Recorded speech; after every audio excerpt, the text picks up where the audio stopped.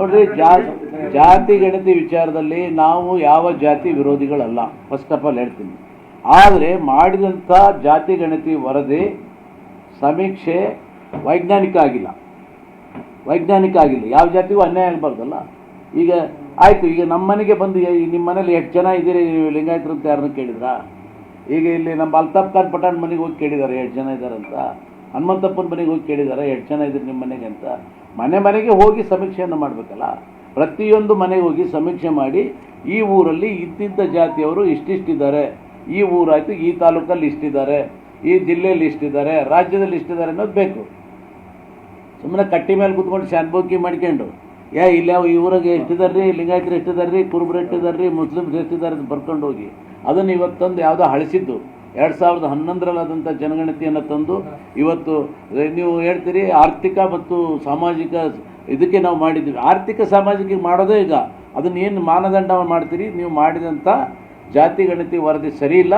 ಪುನಃ ಮತ್ತೊಮ್ಮೆ ಜಾತಿ ಗಣತಿ ವರದಿಯನ್ನು ವೈಜ್ಞಾನಿಕವಾಗಿ ಸವಿಸ್ತಾರವಾಗಿ ಪ್ರತಿಯೊಂದು ಮನೆಗಳಿಗೆ ಹೋಗಿ ಮಾಡಿ ಅದೇನು ಬರ್ತದೆ ಅದನ್ನು ನಾವು ಯಾರೂ ವಿರೋಧಿಸಲ್ಲ.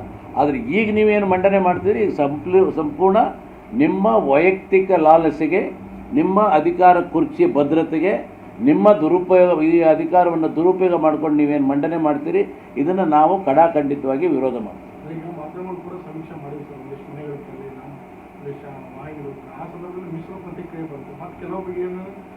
ಮಾಹಿತಿನೂ ಕೂಡ ಇದೆ. ಇದನ್ನ ಈಗ 8 ವರ್ಷ ಆಗಿದ್ದಲ್ಲ ಘಟನೆಯಲ್ಲಿ ಸಾಕಷ್ಟು ಜನ ತೀರ್ಕೊಂಡಿದ್ದಾರೆ.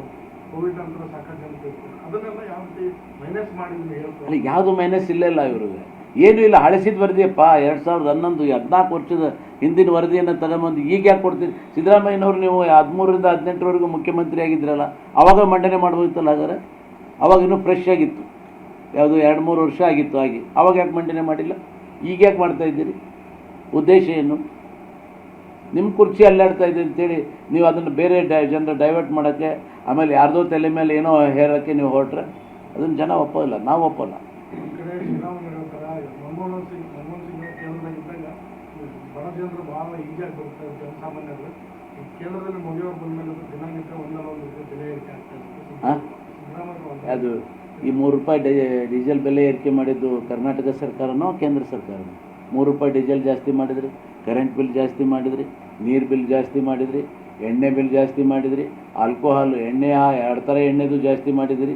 ಎಲ್ಲವೂ ಕೂಡ ಇವತ್ತು ಸಕ್ಕರೆ ಇರ್ಬೋದು, ಬೇಳೆ ಇರ್ಬೋದು, ಬೆಲ್ಲ ಇರ್ಬೋದು, ಹಾಲಿನ ದರ ಜಾಸ್ತಿ ಮಾಡಿದ್ರಿ. ಇವತ್ತು ನೀವು ಎಲ್ಲ ಜಾಸ್ತಿ ಮಾಡ್ತಾಯಿದ್ದೀರಿ. ಇವತ್ತು ನಮ್ಮ ಸರ್ಕಾರದಲ್ಲಿ, ಈ ಮೋದಿ ಸರ್ಕಾರದಲ್ಲಿ ಕೋವಿಡ್ ಬಂದಾಗಿಂದ ಪ್ರತಿ ತಿಂಗಳು ಬಡವರಿಗೆ 5-5 kg ಅಕ್ಕಿಯನ್ನು ಆಹಾರ ಭದ್ರತಾ ಕಾನೂನಿನಲ್ಲಿ ಕೊಟ್ಕೊಂಡ್ಬರ್ತಾರವ್ರು ನಾವು.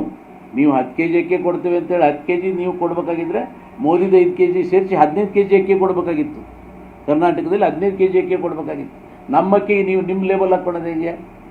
ನೀವು 5 kgನೂ ಅಕ್ಕಿ ಕೊಟ್ಟಿಲ್ಲ ಇಲ್ಲಿವರೆಗೂ. ಅದನ್ನು ಕೂಡ ದುಡ್ಡು ಕೊಡ್ತೀವಿ ಅಂದರೆ ದುಡ್ಡು ಕೂಡ ಕೊಟ್ಟಿಲ್ಲ. ಈಗೆಲ್ಲ ಸೇರಿಸಿ ಕೊಡ್ತೀವಿ ಅಂದರೆ ಅದು ಕೊಡ್ತಾ ಇಲ್ಲ. ಮನಮೋಹನ್ ಸಿಂಗ್ ಕಾಲದಲ್ಲಿ ಸಮೃದ್ಧವಾಗಿದ್ದರೆ ಈ ಅವ್ರನ್ನ ಯಾಕೆ ಕಳಿಸ್ಬಿಟ್ಟು ಇವತ್ತು BJP ಸರ್ಕಾರಕ್ಕೆ ಭಾರತ ದೇಶದಲ್ಲಿ ತರ್ತಾಯಿದ್ರು? ಮತ್ತೊಮ್ಮೆ ಯಾಕೆ ರಿಪೀಟ್ ಆಗಿ BJP ಸರ್ಕಾರ ಬರುತ್ತೆ? 3ನೇ ಬಾರಿ ಪ್ರಧಾನವಾಗಿದ್ದಾರೆ. ಗರೀಬ್ ಕಲ್ಯಾಣ ಯೋಜನೆ ಇರ್ಬೋದು, ಪ್ರಧಾನಮಂತ್ರಿ ಕಿಸಾನ್ ಸಮ್ಮಾನ್ ಯೋಜನೆ ಇರ್ಬೋದು. ಇವತ್ತು ಕೇಂದ್ರದಿಂದ ಎಷ್ಟೊಂದು ಅನುದಾನ ಬರ್ತಾ ಇದೆ, ಗೊಬ್ಬರ ಸಬ್ಸಿಡಿ ಬರ್ತಾ ಇದೆ.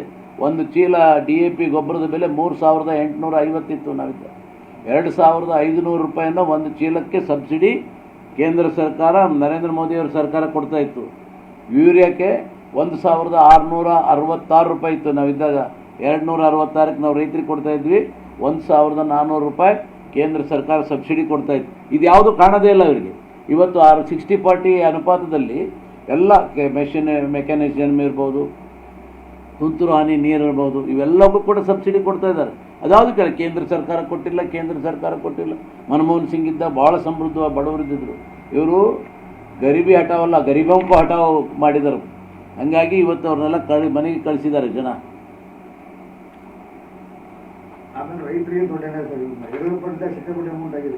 ಈಗ ನಾವಿದ್ದಾಗ ₹1840 ಒಂದು ಸೆಟ್ ಸ್ಪ್ರಿಂಕ್ಲರ್ ಸೆಟ್ ಸಿಗ್ತಾಯಿತ್ತು. ಇವತ್ತು ₹4200 ₹4500 ಒಂದು ಸ್ಪ್ರಿಂಕ್ಲರ್ ಸೆಟ್ಟು. ನಾವಿದ್ದಾಗ ಒಂದು TCಗೆ ₹25,000 ಅಕ್ರಮ ಸಕ್ರಮದ ಹಾಕಿಕೊಡ್ತಾ ಇದ್ವಿ. ಇವತ್ತು ಒಬ್ಬ ಬಡ ರೈತ ಒಂದು TC ಹಾಕೋಬೇಕಂದ್ರೆ 2.5 ರಿಂದ 3 ಲಕ್ಷ ಕಟ್ಟಬೇಕು. Bus charge double, railway charge ಬಡ್ಡ ಡಬಲ್. ಆಮೇಲೆ ಬಾಂಡ್ 20 ರೂಪಾಯಿ ಬಾಂಡ್ 200 ರೂಪಾಯಿ ಮಾಡಿದ್ದಾರೆ. ಈಗ ಇದೇ ಮನೆ ಟ್ಯಾಕ್ಸು ನಾವಿದ್ದಾಗ 1400 ರೂಪಾಯಿ ಇತ್ತು ವರ್ಷಕ್ಕೆ, ಈಗ 6400 ರೂಪಾಯಿ ಆಗಿದೆ. ಯಾರು ಜಾಸ್ತಿ ಮಾಡಿದವ್ರು ರೇಟ್ನ? ಜನ ಕೃಷಿ ಮಾಡೋದು ಕೆಲವು ಸಖತ್ ವಿರೋಧ ಮಾಡ್ತಾರೆ.